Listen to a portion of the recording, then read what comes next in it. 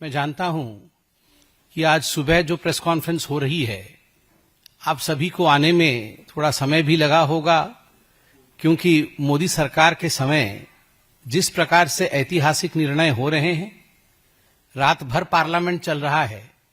स्वाभाविक रूप से सांसदगण तो काम कर ही रहे हैं, मगर पत्रकार बंधु भी मेहनत मुशक्कत कर रहे हैं, रात भर जग रहे हैं। उसके कारण आपका भी बहुत साधुवाद और अभिनंदन। आज इस मंच पर मेरे साथ मौजूद है बंगाल के राज्य भारतीय जनता पार्टी के अध्यक्ष एवं केंद्र में मंत्री आदरणीय सुकांत मजूमदार दा। मैं उनका बहुत बहुत स्वागत करता हूं। और अभी जिस विषय पर हम प्रेस कॉन्फ्रेंस करने वाले हैं, उस विषय को लेकर उन्होंने जमीन पर आंदोलन भी किया है, युद्ध भी छेड़ा है, न्याय की गुहार भी की है। इसलिए आज मेरे कुछ विषय को रखने के पश्चात बहुत तफसील से उस विषय को माननीय मंत्री जी भी रखेंगे। आज का प्रेस कॉन्फ्रेंस बहुत ही गंभीर मुद्दे को लेकर है। बंगाल में क्या हो रहा है, आप में से हर कोई वाकिफ है। बंगाल की परिस्थिति, बंगाल का भ्रष्टाचार, बंगाल में दीदी की दादागिरी, यह आज पूरे भारतवर्ष में ही नहीं, विश्व में लोग देख रहे हैं। अभी ऑक्सफोर्ड में जाके ममता बनर्जी ने कहा कि मैं टाइग्रेस हूं। कोई टाइग्रेस कभी भ्रष्टाचार में लिप्त नहीं होता। कोई टाइग्रेस कभी अपने ही बच्चों का भक्षण नहीं करता है। जो वास्तविक लीडर होता है, वो कभी पैसा मार करके भ्रष्टाचार के और करप्शन के माध्यम से अपने ही लोगों को नर्क में नहीं भेजता है, उनका जिंदगी, उनके जीवन को नारकीय नहीं बनाता है। मगर बड़े दुख के साथ कहना पड़ रहा है कि ममता बनर्जी एवं उनकी सरकार ने बंगाल में जिस प्रकार से भ्रष्टाचार को अनलीश किया है, भ्रष्टाचार को खुलेआम छोड़ रखा है, आज उसका गाज लाखों लोगों के ऊपर पड़ा है। आप सबने देखा, कल सुप्रीम कोर्ट, भारत का सर्वोच्च न्यायालय सुप्रीम कोर्ट ने बंगाल में जो स्कूल भर्ती घोटाला हुआ था, स्कूल भर्ती घोटाला 2016 से 2021 के बीच लगभग 23 से 24 लाख एप्लीकेंट बंगाल के अंदर टीचर और नॉन टीचिंग स्टाफ की पोस्ट्स जो एडवर्टाइजमेंट के माध्यम से निकली थी, उसमें उन्होंने अप्लाई किया था। और 2016 से 2021 के बीच लगभग 25,780 से अधिक टीचर और नॉन टीचिंग स्टाफ का रिक्रूटमेंट किया गया था। और उसमें इतने बड़े तादाद में भ्रष्टाचार हुआ था कि इस विषय को लेकर अनेकों लोग कोर्ट में गए थे। और उस समय बंगाल में इसे ब्राइब फॉर जॉब स्कैम, पैसा लेकर काम देने वाला scam, bribe for job scam और स्कूल भर्ती घोटाले के नाम से जाना गया। अप्रैल 22, 2024 में कलकत्ता के हाईकोर्ट ने बड़ा स्पष्ट निर्णय दिया। उन्होंने यह निर्णय दिया कि ये जो 25,780 रिक्रूटमेंट जिनकी हुई है, यह रिक्रूटमेंट प्रोसीजर फॉल्टी है, ये भ्रष्टाचार से मारा हुआ है।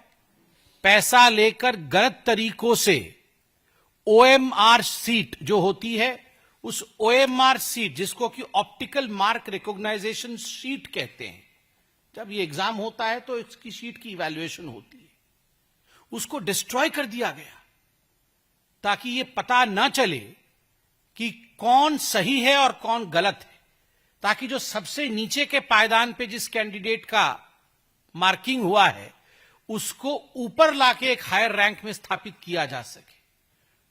जो टॉपर नहीं है उसको टॉपर बना दिया जाए, जिसने क्वालिफाई नहीं किया और ओएमआर शीट में कोई भी प्रश्न का उत्तर नहीं दिया, उसको किस प्रकार से रिक्रूटमेंट दे दिया जाए। पैसे के बल पर। तो कलकत्ता हाईकोर्ट ने 22 अप्रैल 2024 में स्पष्टतः कहा कि इसे खारिज किया जाए, दूसरी बार अपॉइंटमेंट प्रोसेस शुरू की जाए और सबसे बड़ी बात सीबीआई की जांच हो। सीबीआई की जांच हो। आप याद करिए उस समय किस प्रकार ममता बनर्जी और उनके जो साथी हैं टीएमसी के सीबीआई के खिलाफ, ईडी के खिलाफ अनर्गल बयानबाजी कर रहे थे। सीबीआई कैसे राज्य में प्रवेश नहीं करे, और ये जो इंडी अलायंस वाले हैं सब भ्रष्टाचारी, ये सारे भ्रष्टाचारी मिलकर हम कर्नाटक में सीबीआई को घुसने नहीं देंगे, हम बंगाल में सीबीआई को घुसने नहीं देंगे, जहां कांग्रेस शासित राज्य या इंडी के गठबंधन के लोग हैं वहां सीबीआई नहीं घुसेगी। क्यों नहीं घुसेगी? क्योंकि वहां हम डाका डालेंगे, हम वहां चोरी करेंगे और हमारी चोरी सीना जोरी के दम पर होगा, कोई हमें पकड़ने की हिम्मत नहीं करेगा। और कल सुप्रीम कोर्ट ने chief justice of India Sanjeev Khanna और जस्टिस संजय कुमार की बेंच ने अपना फाइनल जजमेंट सुनाया।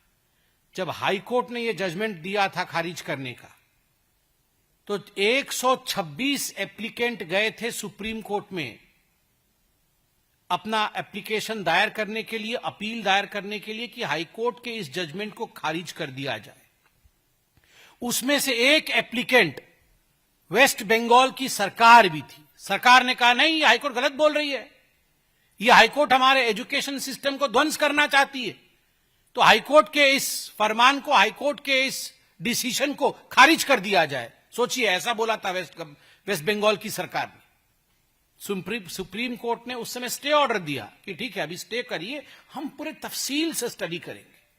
उन्होंने सब पे स्टे ऑर्डर दिया, तफसील से इसमें पूरी स्टडी हुई, और कल सुप्रीम कोर्ट ने 2 जजों की बेंच, जिसमें chief justice of India Sanjeev Khanna और जस्टिस संजय कुमार, दोनों ने अपना जजमेंट सुनाया। मैं जजमेंट का एक अंश पढ़ के सुनाता।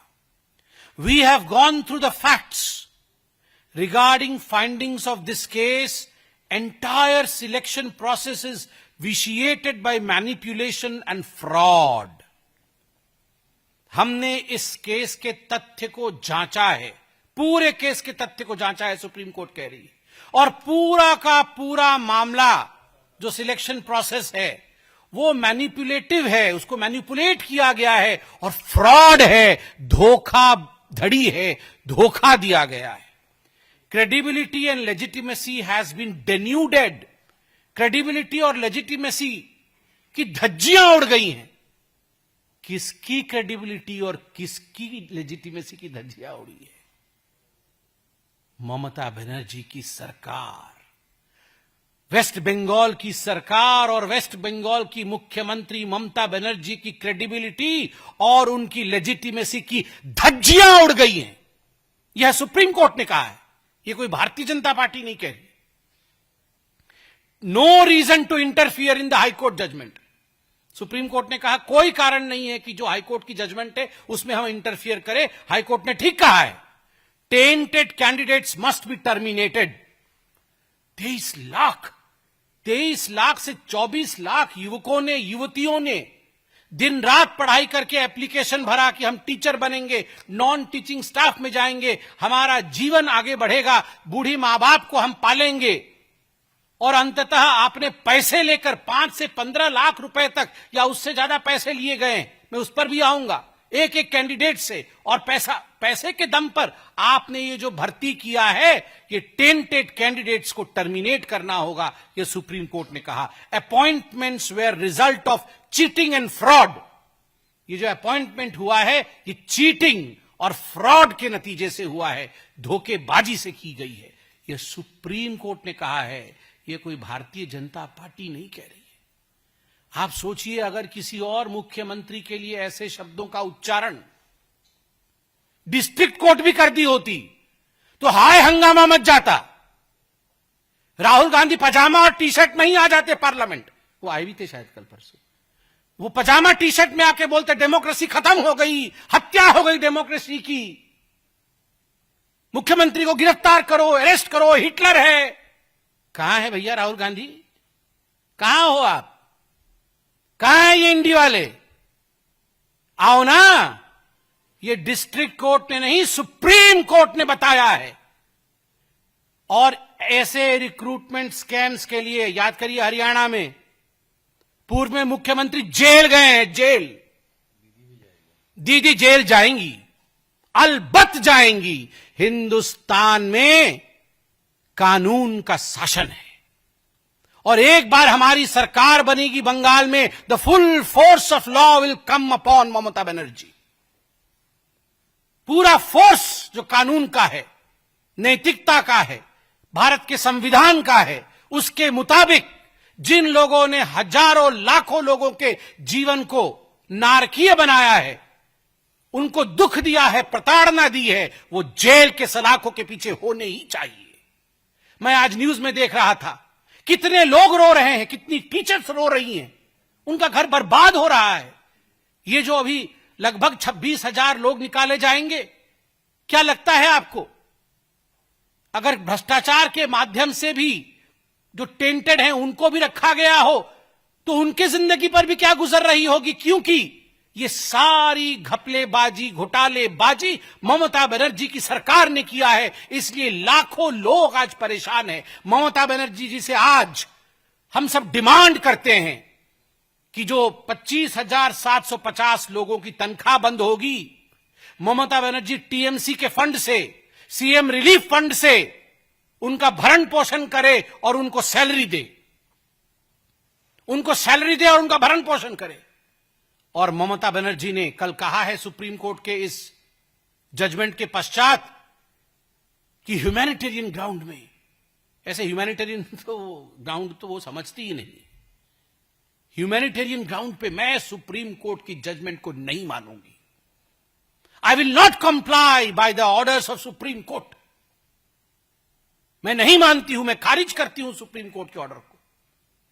मेरा सुप्रीम कोर्ट से भी सविनय निवेदन है कि ऐसे विषयों को सुओ मोटो उठाना चाहिए और contempt of court Mamata Banerjee और तृणमूल कांग्रेस की सरकार पर लगना चाहिए। किसी मुख्यमंत्री की हिम्मत हो सकती है ऐसे, वो सुप्रीम कोर्ट के लिए कहे कि हम सुप्रीम कोर्ट के ऑर्डर को नहीं मानेंगे? दिस इज हिटलरशिप, ये होता है डिक्टेटरशिप, ये होता है हिटलर बनना। जब कोई व्यक्ति उठकर कह दे कि मैं सुप्रीम कोर्ट को नहीं मानती, मैं सुप्रीम कोर्ट के जजमेंट को नहीं मानूंगी, ये होता है डिक्टेटरशिप। और इसलिए इस तालिबानी डिक्टेटरशिप शासन के खिलाफ आज बंगाल की जनता को एक होने की आवश्यकता है। याद करिए, वो पार्थ चैटर्जी, सब लाया हूं मैं, वो पार्थ चैटर्जी जो गिरफ्तार हुए थे 2022 में, उस समय वो पार्थ चैटर्जी स्टेट के एजुकेशन मिनिस्टर थे। और स्टेट के एजुकेशन मिनिस्टर के साथ साथ कौन कौन गिरफ्तार हुए थे? एमएलए मानिक भट्टाचार्य, एमएलए जीवन Krishna Saha, TMC leader Shantanu Kundu, TMC leader quintal Ghosh, सबसे मुख्य पार्थ चैटर्जी। मगर मेरे से भी गलत उच्चारण हो गया, सबसे मुख्य पार्थ चैटर्जी नहीं, पार्थ चैटर्जी का जो अरेस्ट मेमो है, मुझे पता नहीं आप में से कितने लोगों ने पार्थ चैटर्जी का अरेस्ट मेमो पढ़ा है। पार्थ चैटर्जी ने अपने अरेस्ट मेमो में लिखा है, your guardian and your relative, जिसके कहने पर आप काम करते हैं, उन्होंने लिखा है अपने हैंडराइटिंग से ममता बनर्जी, ममता बंदोपाध्याय, हमार गार्डियन।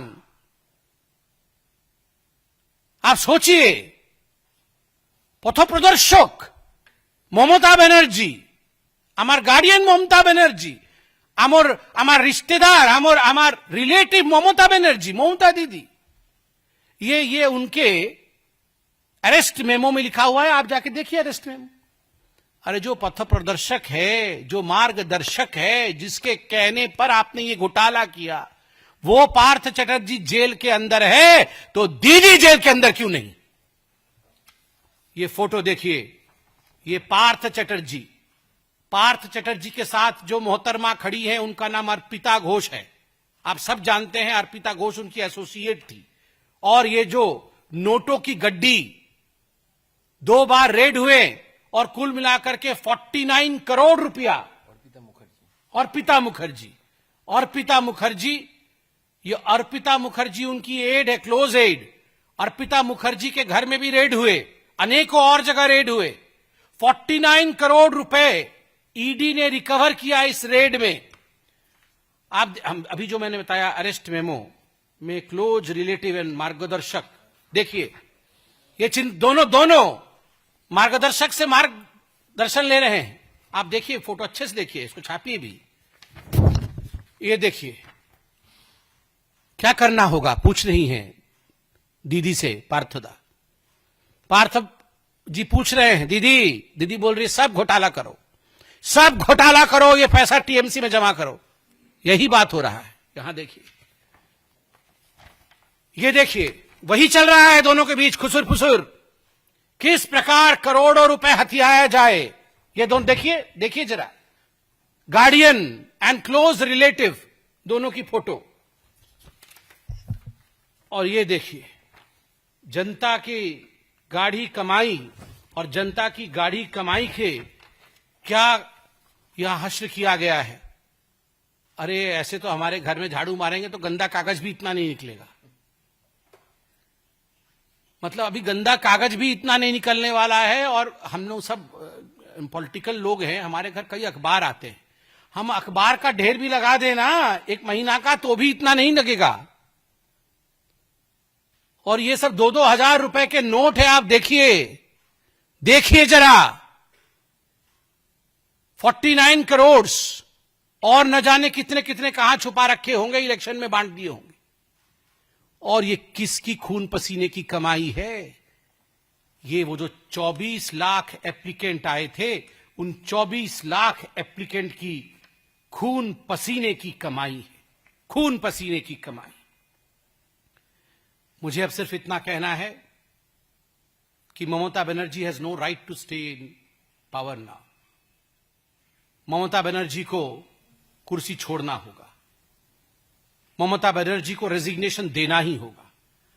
वो ह्यूमैनिटेरियज्म की बात करती है, मानविकता की बात करती है, मां माटी मानुष की बात करती है। अगर उनमें इतना भी तनिक भर भी कहीं सेंस ऑफ रेस्पॉन्सिबिलिटी बाकी है तो तुरंत आज के आज ममता बनर्जी को रेजिग्नेशन दे देना चाहिए, नंबर 1। नंबर 2, स्पष्ट रूप से हम कहना चाहते हैं जिन लोगों को निकाला जाएगा उन लोगों को तनख्वाह देने का काम ममता बनर्जी की सरकार करे। नंबर 3, हम जानते हैं ये जो मुद्दा है ये आज बंगाल का ही नहीं पूरे भारतवर्ष का एक बड़ा मुद्दा है।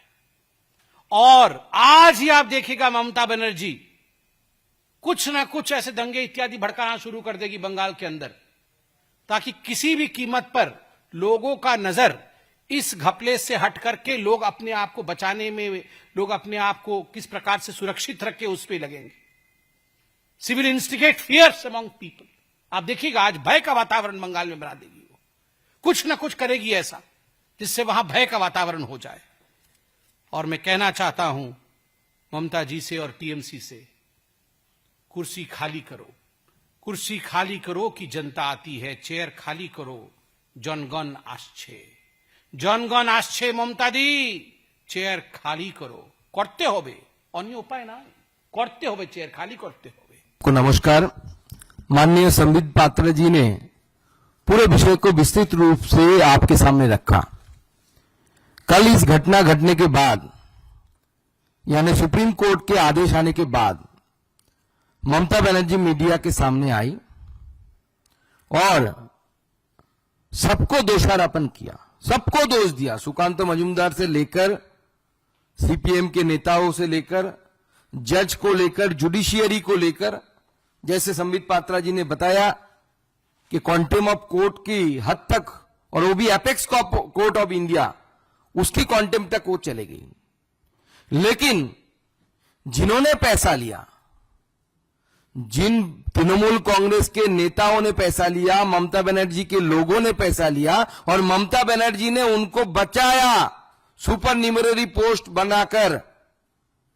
कैबिनेट बैठी अलग से, यानी अगर स्कूलों में 1000 टीचर चाहिए तो जो लोगों को, टेंटेड लोगों को लिया गया, उनको बचाने के लिए 1000 से ऊपर 1500 पोस्ट क्रिएट किए गए। कैबिनेट बैठी थी, तो हमारी मांग ये है कि अगर कैबिनेट बैठ के अगर ये डिसीजन लेता है कि चोरों को बचाना है, जिन्होंने पैसा लेकर नौकरी खरीदा उनको बचाना है, तो उस कैबिनेट की जो हेड है, जिसके अनुप्रेरणा से बंगाल में सब कुछ होता है, और वो पूरी कैबिनेट जेल के अंदर होनी चाहिए, जेल के बाहर नहीं रहनी चाहिए, क्योंकि पूरी तरीके से दर्शाता है कि इस कैबिनेट ने चोरों को बचाने के लिए काम किया। और ममता बनर्जी बचा सकती थी। देखिए, ये जो 26,000 लोग, लगभग 25,752 एकदम अगर सही बोले तो 3753, तो इन सब लोगों में सब टेम्पटेड नहीं है, सबने पैसा देके नौकरी खरीदा नहीं था। कल रो रहे थे टीचर, और ये इशू मेरे हार्ट के बहुत करीब है, क्योंकि मैंने अपनी जिंदगी का पहला नौकरी इसी एग्जाम देके मुझे मिला था, स्कूल सर्विस कमीशन। मेरे धर्मपत्नी जी अभी भी इसी एग्जाम देकर स्कूल में नौकरी करती है, पढ़ाती है। बंगाल में हमेशा शिक्षकों की एक मर्यादा थी, टीचर को एक सम्मान से देखा जाता था बंगाल में। कल हम जब देख रहे थे कि ममता बनर्जी के कारण यूनिवर्सिटी टॉपर, गोल्ड मेडलिस्ट रो रही थी, बहुत सारे लोग रो रहे थे कि ईएमआई कैसे देंगे, परिवार को चलाएंगे कैसे, बूढ़ी मां बाप है, उनकी दवाई कहां से होगी। इसके लिए अगर कोई रिस्पॉन्सिबल है, एक व्यक्ति को अगर रिस्पॉन्सिबल किया जा सकता है, उसका नाम ममता बनर्जी है और उनकी पूरी पार्टी है। ये मैंने जो बताया कि लोअर कोर्ट ने, यानी हाई कोर्ट में सिंगल बेंच ने ये सजेशन दिया था कि आप दूध को अलग करो, पानी को अलग करो।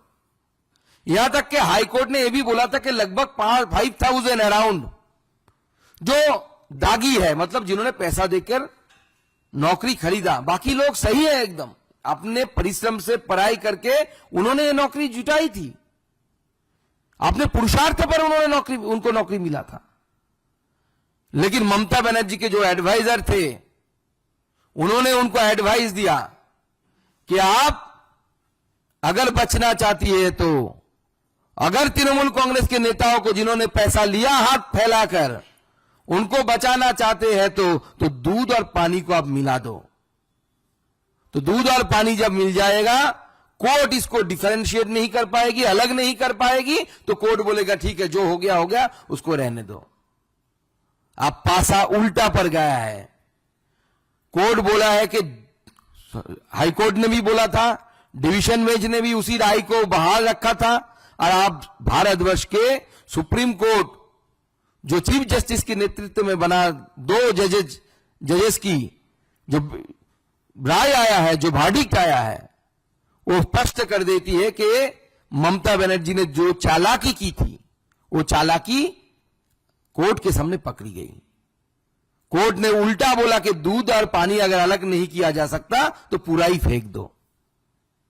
लेकिन इस जो वर्डिक्ट आया है, इस वर्डिक्ट में हमारा सिर्फ इतना ही सवाल है कि लगभग 20,000 से ऊपर लोग जिन्होंने परिश्रम करके जिनको नौकरी मिला, उनका कोई दोष होने के बावजूद उनका नौकरी जा रहा है।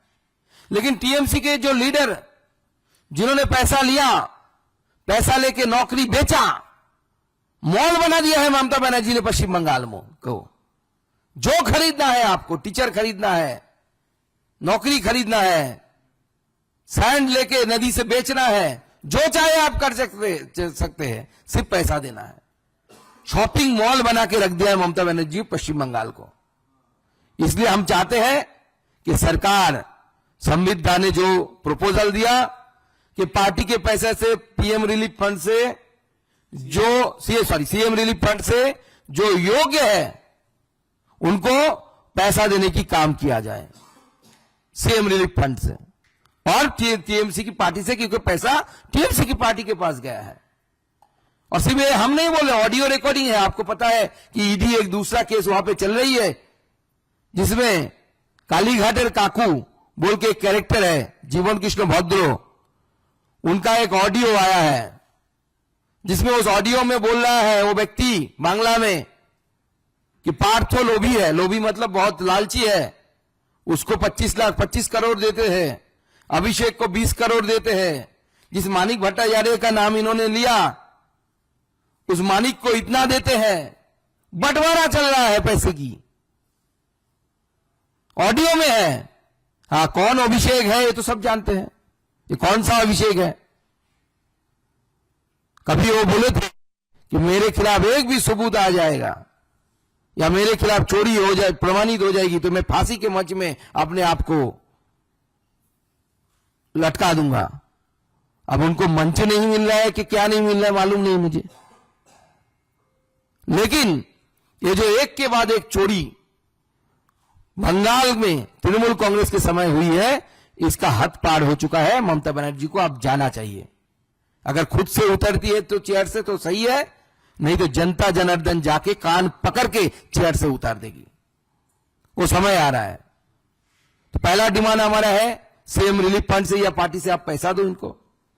दूसरी मेरी एक सजेशन है ममता बनर्जी की सरकार को कि जो योग्य कैंडिडेट है लगभग 20,000 से ऊपर, इनको कोर्ट ने बोला कि आप 3 महीने बाद फिर एग्जाम दो, देके आपने आपको एलिजिबल साबित करो। अब एक टीचर 16 से पढ़ा रही है स्कूल में, आप जानते हैं एग्जाम जो होता है वो ग्रेजुएट या मास्टर डिग्री लेवल का होता है, जो सिलेक्शन का एग्जाम होता है, और स्कूल में पढ़ाना पड़ता है स्कूल स्टैंडर्ड के 11-12 स्टैंडर्ड या उसके नीचे वाला स्टैंडर्ड का। तो स्वाभाविक है सब्जेक्ट से सब डिटैच है 16 साल से आज तक, उतना तो ऑनर्स या बीए, बीएससी, एमएससी, एमए उस सब्जेक्ट से लोग डिटैच है। तो मेरा सजेशन है कि मैं अपने जिंदगी के 10 साल लगभग पढ़ाते आ रहा हूं, कॉलेज, स्कूल, यूनिवर्सिटी मिलाकर।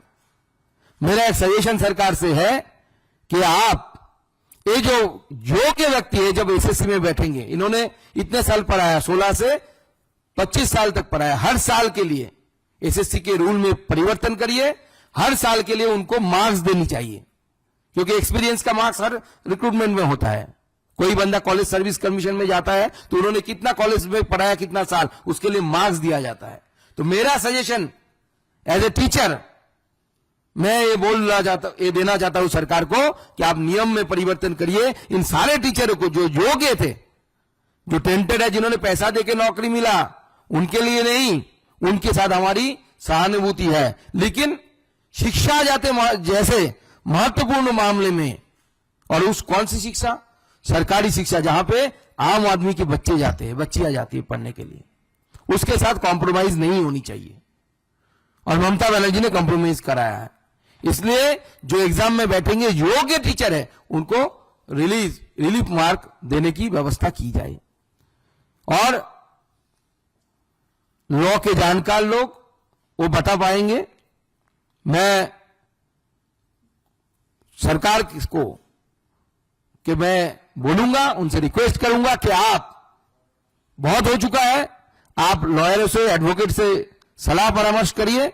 अगर आर्टिकल 146 या किसी पे भी योग्य के लिए, योग्य जो टीचर है लगभग 20,000, उनके लिए अगर आप फिर से सुप्रीम कोर्ट में अगर कुछ कर सकते हैं, कुछ प्रावधान है, तो उसको भी एक्सप्लोर करना चाहिए योग्य लोगों को बचाने के लिए, क्योंकि ये लोग पूरे रास्ते में आ चुके हैं। ममता बनर्जी ने पूरी तरीके से बंगाल की भविष्य को खत्म कर दिया है। और मैं आपको बताता हूं, ये सिर्फ शुरुआत है। 8 तारीख को दूसरा केस खुलने वाला है, मतलब जो सुप्रीम कोर्ट ने स्टे ऑर्डर लगा के रखा है, जिसमें फिर से विचार होगा कि कैबिनेट में, जो मैं बात पहले ही बताया, कैबिनेट ने जो सुपर न्यूमररी पोस्ट क्रिएट किए है, इसके लिए फिर से कोर्ट सुनवाई करेगी। और मुझे भारत के जुडिशियरी पे पूर्ण विश्वास है, ममता बनर्जी या अभिषेक बनर्जी की तरह नहीं, जुडिशियरी पे पूर्ण विश्वास है कि इसमें जो दागी लोग हैं, यानी जो नेताओं ने दुष्कर्म किया, ममता बनर्जी ने और उनकी सरकार ने जो दुष्कर्म किया, इसका सजा भारत का कोर्ट, भारत का न्यायालय ममता बनर्जी को देगी। और जैसे संबित पात्रा जी ने बताया कि ओम प्रकाश चौटाला जी जो पूर्व सीएम रहे हरियाणा के, वो इसी शिक्षक घोटाले में जेल गए थे। भारत के इतिहास में ममता बनर्जी दूसरा सीएम होने जा रही है जो जेल में जाएगी शिक्षक घोटाले में। कल ममता बनर्जी ने बोला कि मुझे जेल भेजना चाहते हो आप लोग। दीदी जान चुकी है, वॉल राइटिंग पढ़ ली है दीदी क्या होने वाला है। हम नहीं भेजेंगे दीदी। जो भारत की न्यायालय, भारत की जुडिशियरी आपको जेल भेजेगी क्योंकि आपने पाप किया है, पाप। आप अगर किसी के घर में चोरी करते तो एक आदमी का नुकसान होता। आप अगर नदी से सैंड उठा के बेच देते हजारों लोगों का नुकसान होता, उस इलाके में रहने वाले रेवेन्यू का नुकसान होता। आपने शिक्षा के साथ खिलवाड़ की है। जनरेशन आफ्टर जनरेशन पश्चिम बंगाल की इसके लिए भुगतेगी और इसके लिए कोई अगर जिम्मेदार है तो ममता बनर्जी जिम्मेदार है और ममता बनर्जी की इसकी सजा मिलेगी।